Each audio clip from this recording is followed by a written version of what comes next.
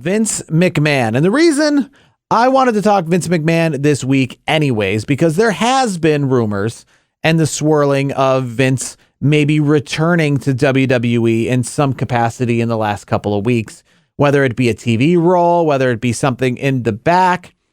And I was pretty much against that anyways, because WWE just didn't need it. WWE's been thriving. I think most people agree with that. But I think with what happened this week in the real world, it makes it look even worse, because Vince McMahon's name has been mentioned this week outside of the wrestling world for something, we talk about cancel culture and we talk about things being unearthed, from the past and bringing up old things. Well, something that Vince McMahon did essentially back in 1999 got unearthed. And as bad as it looked then, it kind of got forgotten about because there wasn't essentially a blueprint of a better way to follow it. There wasn't what would you do? This week in the world of the National Football League, when the big, I wouldn't say injury, but the cardiac issue that was suffered by a Bills player on the field on Monday Night Football, which got the attention of the whole world, and how the NFL handled that situation by stopping the game, by postponing the game and not worrying about resuming the game at any point. It originally started with a stoppage and then turned into an outright postponement. And that unearthed, obviously, what Vince McMahon and the WWE did back in 1999 at Over the Edge and the death of Owen Hart. And at the moment that he fell right before his match with The Godfather and, how they then proceeded. And there was no stop of the show. There wasn't a temporary stop. And then there wasn't a stop at all, even when the news came out that Owen Hart had passed away. And again, as bad as that looked then, now, obviously, with an example of what to do, as Colin Cowherd said on his show this week when he mentioned Vince McMahon and resuming the show, he said, that's, to me now, looking back, and that's gross. And that was his terminology. So with Vince McMahon now today, news coming out from the Wall Street Journal that Vince McMahon plans again on coming back to WWE. Using his majority voting power through the ownership he has of Class B stock of WWE, trying to elect himself and two former co-presidents and directors, Michelle Williams and George Barrios, to the board. And there is not exactly knowledge of why he's going to come back. Many are assuming that it is to focus on the sale of WWE and come back in his position. And essentially, he's the owner of this company and he wants to come back not essentially as an on-screen role, but to sell the company so that he gets the profits and he chooses who gets sold to, so he has control over that. But again, it's Vince McMahon, and there's been talk weeks ago, as we mentioned just a minute ago, about him coming back before this announcement for whether it just be an on-screen role or a creative role. And just adding into the reason I wanted to talk Vince McMahon this week, I just think now's not a good time. And if he wants to come back essentially to sell the company, I think the company's probably not at a good time to be sold, because I think you could sell it for a lot more if you keep trending in the direction it's going, because Triple H is getting this thing going, and moving it in the right direction. I think their stock is shooting upward. Now, I don't know if he wants to get in while it's shooting upward instead of waiting, but I just think overall, listen, McMahon has got a lot of money, and this isn't going to be the difference between him putting food on the table. No, I mean, Vince is a billionaire for a reason. There's a lot to unpack there, so I'm gonna start back in the beginning there. So Damar Hamlin, Bills defensive player, unfortunately, he made contact with a wide receiver in a normal play. He gets up, then collapses on the field. The scary part about that whole situation is there's reports that he was getting worked on for 9 minutes. They were performing life-saving CPR. They used the AED, the defibrillator device, to bring him back.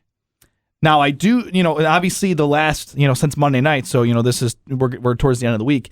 In the days since, and actually as of this afternoon, reports were that he's awake, he's alert, and he wasn't able to speak because he has a tube in his down his throat right now. But he wrote on a piece of paper, hey, who won the game? Meaning the game that the game that he didn't know, he thought the game would continue. If Vince McMahon was in control, it probably would have continued because that obviously there was a precedent with what how Vince handled the Owen Hart situation. And the doctor said, "You won. You won at life." Is essentially what was spoken.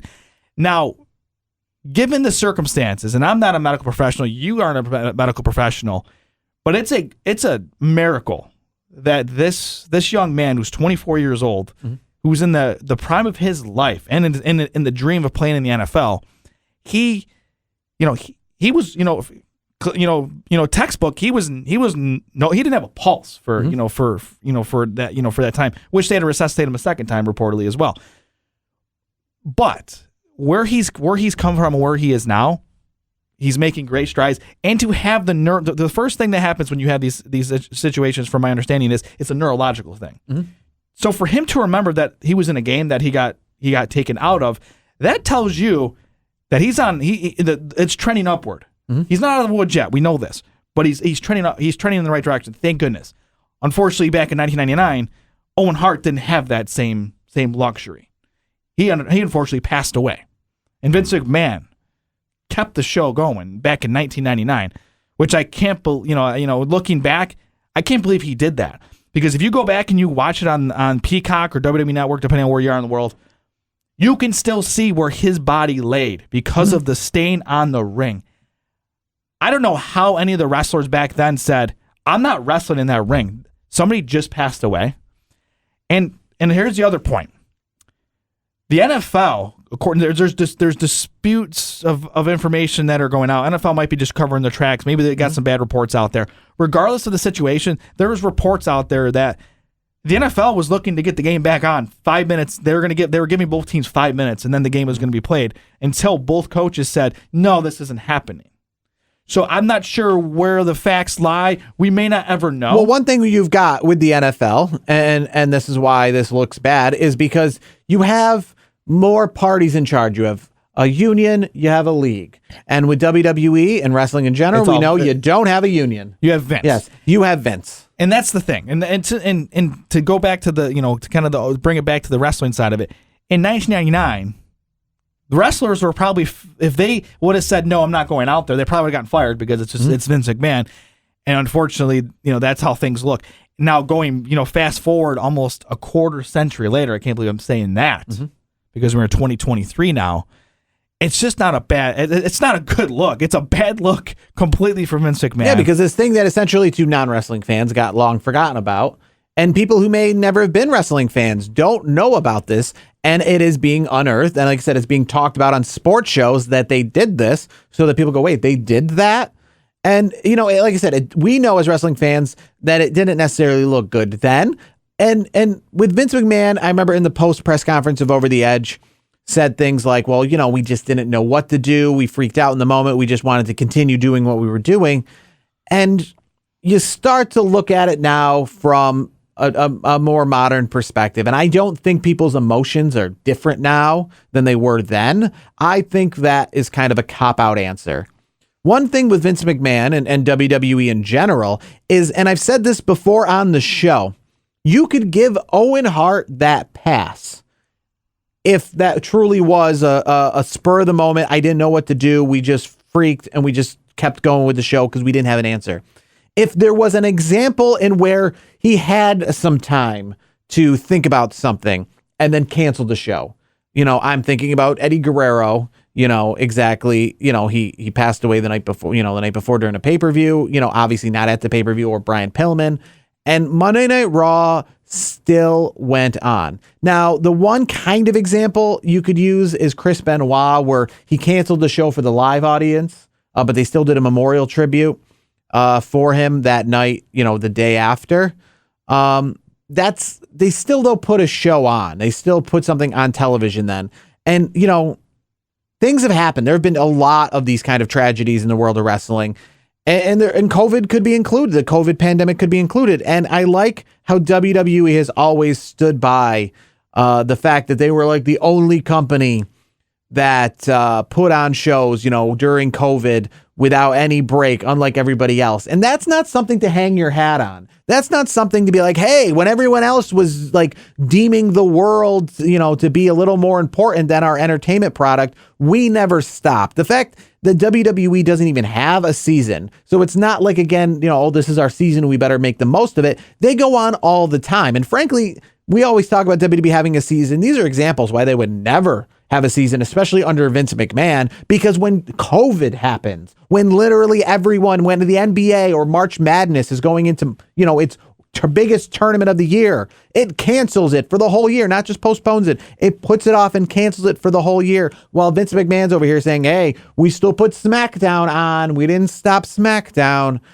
So it just, with those things and Vince McMahon kind of being out of touch, and not just being out of touch then, but being out of touch over a long period of time of what's really important in the world, knowing, like I said, if Vince McMahon was in charge of this on Monday Night Raw and this happened on Monday night, the show would have went on, because there's no examples, whether it be the 90s or the 2000s, of when something has happened where it's saying, hey, give them their money back. Just don't put on a show. Let the USA run reruns of CSI tonight. They don't do that. They always put on a show. They always say, nope, we better continue. Brian Pillman, they found out news about his passing during the free-for-all of a pay-per-view.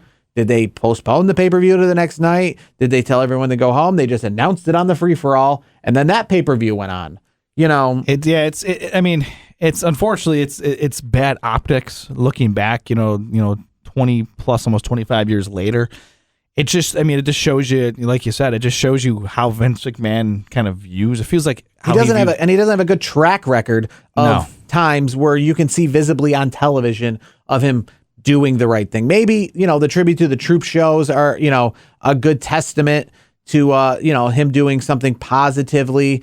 And even, a lot of times when I've seen money get donated, it's always donated through Linda McMahon or, some representative like Titus O'Neil. You never really see Vince McMahon out as the forefront of, shaking, hands and kissing babies, that kind of thing. Yeah, that never seemed to be Vince's forte. I mean, I've even heard crazy things where it was like Vince would not be pleased if you sneezed in front of him. Like there's weird things now. Like he has weird, I don't know if it's phobias or what the case may be, but it's unfortunately, I think this is a bad look for Vince to come in. Like Vince, I don't know what it is with Vince, but Vince is terrible with timing, it seems like.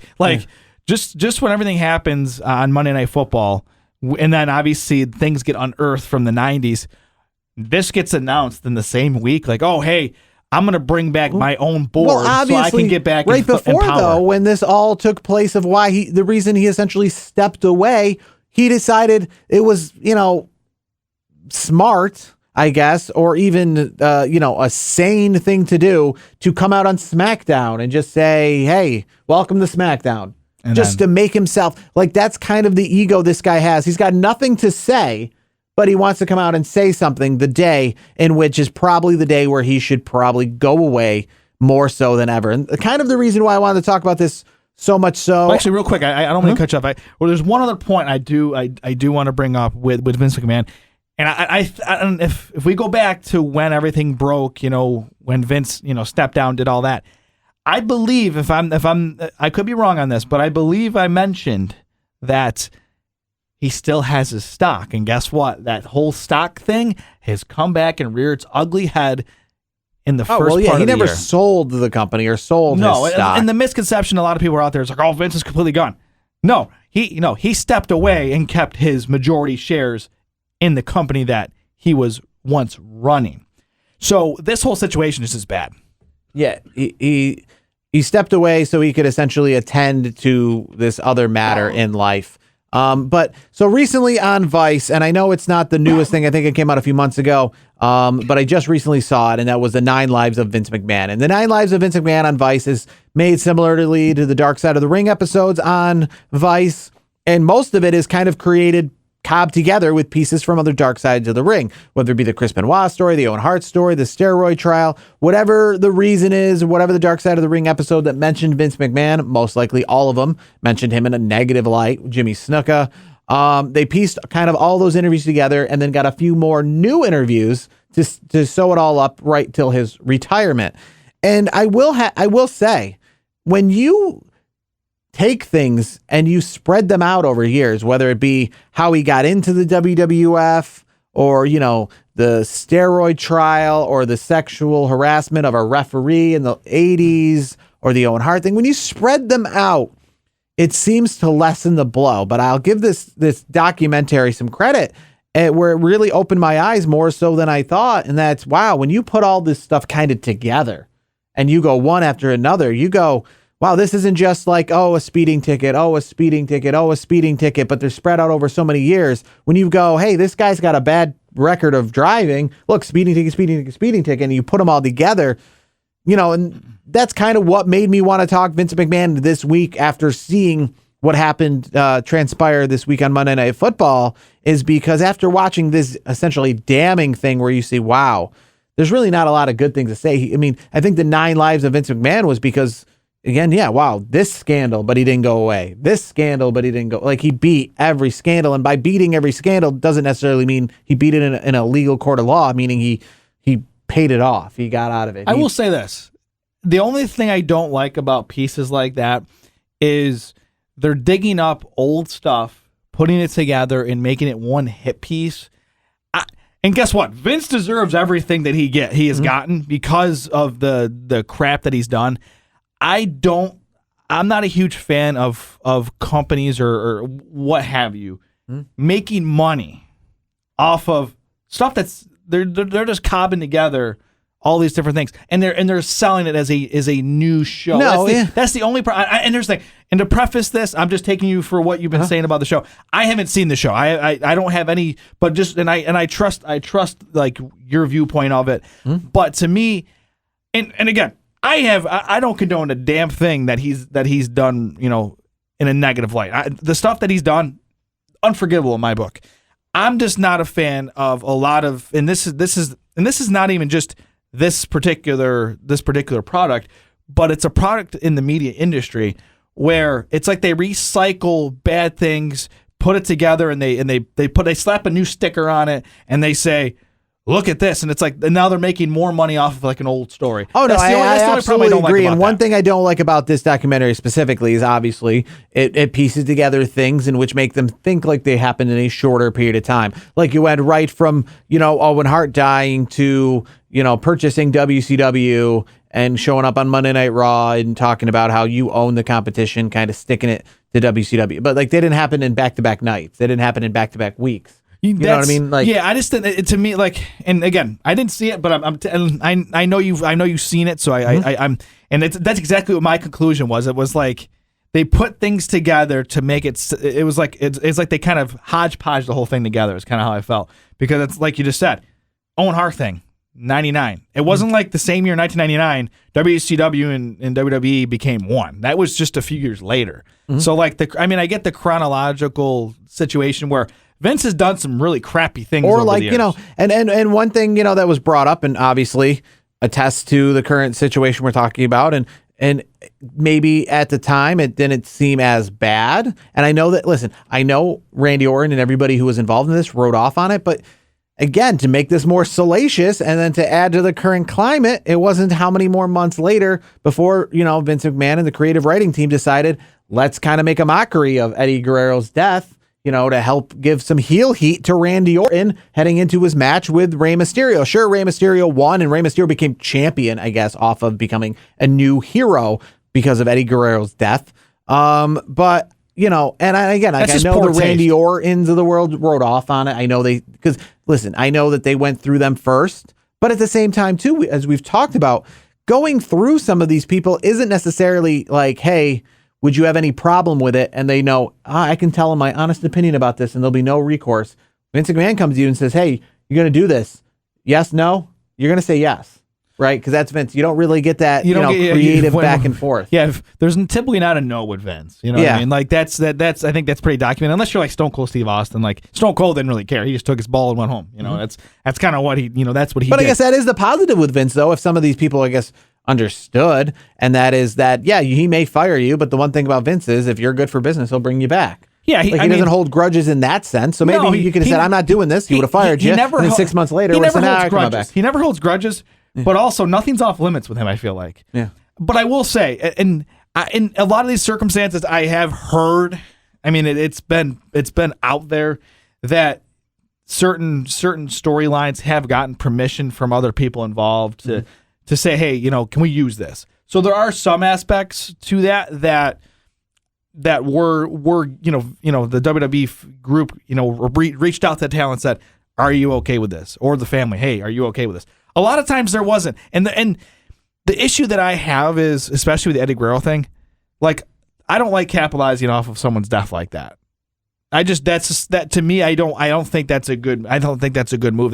To me, that's in poor taste. Mm-hmm. Like, I don't mind if you're going to use the whole Hardy and Edge situation with Lita. Like, if all parties were kind of okay with it to a point, then I guess that's fair game. It's not a matter of, especially with the Guerrero family, like, do you want to see a storyline built out of someone you just lost? Mm-hmm. You know what I mean? Like, as somebody. Yeah, and this wasn't.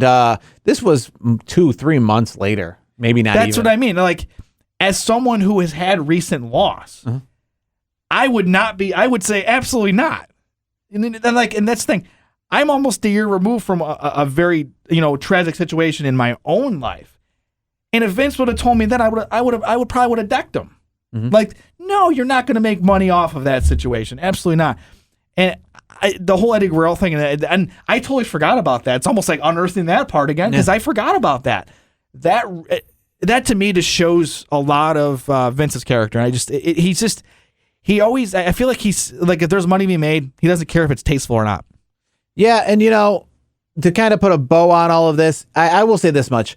If Vince McMahon's main sole purpose here is to get in to get out, meaning he wants to get in so he can get the sale so that he can make sure that the stock, in case he passes away, because he is older, right? In case he passes away, you don't want maybe the stock to fall into someone else's hands. You want to keep it within your family. You want to make sure that Stephanie and Shane and everybody within your family has access to all of the money in which you currently have. I don't know necessarily how that is set up. I don't know how his will is set up. I don't know how any of those. This is what happens if you're a billionaire, millionaire. If you got money, you got some sort of trust situation going I'm saying on. With the stock situation.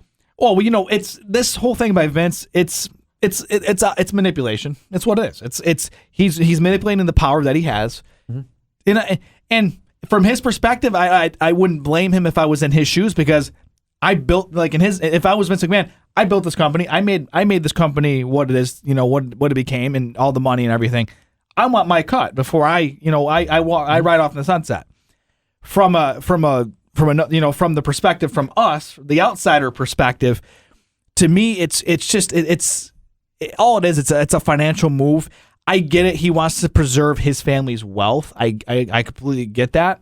But there could have been better ways to have done this. There should have. Honestly, I wish there would have been a situation where, yes, he stepped down, but he also took he sold all his stocks and essentially took like a severance package and said, "See you later." Yeah, one swoop move. Yeah, yeah. Once instead of this whole thing, I step down. A couple months later, I come back. I'm forcing myself back when nobody wants you back to transact on the company, and it's to me it's just not a good look. And I think you're right though, and I'm pretty sure you're right. He was waiting until the stock started going up because Triple H is doing a heck of a job with the company, which means shares have went up, which means all those majority shares that he owns is worth more now than it was when he stepped down. Mm-hmm. So this is going to be a big dollar transaction for Vince. I don't follow WWE stock that closely, but I could imagine that during WrestleMania season every year is when it's probably its hottest. You know what I mean? Oh, of course. Is when it's the highest. Is when you have all these stadium shows back to back to back. I imagine that's when it's the highest. And listen, if that's what his main goal is here, he's going to stay behind the scenes. He just wants to get his cut. He wants to just ride off into the sunset, like really officially retire, like bring himself in so he can formally get rid of his stock. Then I can't fault that too much, but I do not want to see him on television. I do not want to see him anywhere near creative. I don't want to see him anywhere mentioned on television in any way, shape, or form. I want this to be 100% soul behind the scenes. I don't want to hear that he's at shows. No, I don't want him anywhere. I don't want him anywhere near the product. And I'm just pulling up the numbers here. it may not sound like a lot, but I'm just going back to the summer, and I'm looking at different markets and right now. now remember, every stock that I could look up right now is going to tell me that in the last year it lost money. Well, yeah, I mean, I'm looking at it right here because of this market. I just happened to click on one, from the summer, and the stock was at right around $60. Mm-hmm. It currently is at $72 a share. And like I just prefaced it, the reason I said that because literally every other stock is gone down. Excuse me. So even if it only went up $12, going up is just and after hours it jumped 10%. It is now after hours, according to this timestamp. It is up to about $80 a share. So that right there, that's $20 a share times however many million shares. Yeah, that's a multi-million-dollar transaction in Vince's favor. Yes. I'm just saying. That's a multi-million-dollar bonus. I mean, it's already going to be a multi-million-dollar transaction anyways, but an additional multi-million. It went from him selling off shares for $500 million to him selling off shares for $600 million. Vince is not stupid when it comes to finance. I'm sure it was a financial transaction. Like his financial advisor probably said, "Hey, you know what? The stocks are, stocks when everything came out were here. Look where we're at today. Look where I'm projecting it to be. Might be a good time to maybe get back in the saddle for a short time, sell the company, get rid of all your stocks, make your money, and get the heck out." Let's hope that's all it is. Hopefully. Let's hope that's all it is.